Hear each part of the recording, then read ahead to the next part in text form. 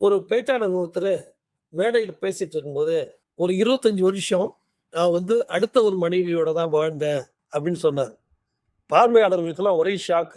அடுத்த சில நொடிகள்ல அந்த பேச்சாளர் தொடர்ந்தாரு. ஆமாங்க, நான் 25 வருஷம் எங்க அம்மா கூட தான் வாழ்ந்தேன். அதனால தான் அடுத்த ஒரு மனைவியோட வாழ்ந்தேன்னு சொன்னேன் அப்படின்னாரு.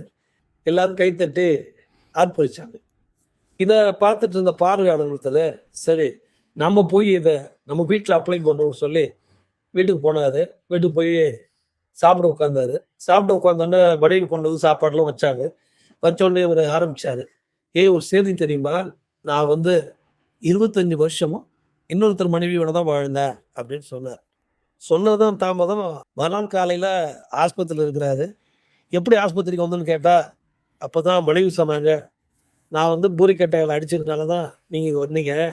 25 வருஷம் அடுத்த மனைவியோட வாழ்வீங்களா?" அப்படின்னு சொல்லி திரும்ப பக்கத்துல இருந்த கத்தி எடுக்க ஆரம்பிச்சாங்க. ஆமாங்க. இதுலேருந்து என்ன தெரியுதுன்னா, அடுத்தவன் செய்றானே, அடுத்தவன் சொல்றானே, அதையே நாம செய்வோம் அப்படின்னு நாம அத செஞ்சு பார்த்தோம்னா, நிச்சயமா இந்த பூரிக்கட்டையில அடி வாங்கின ஒரு கதவை நமக்கு முடியும்.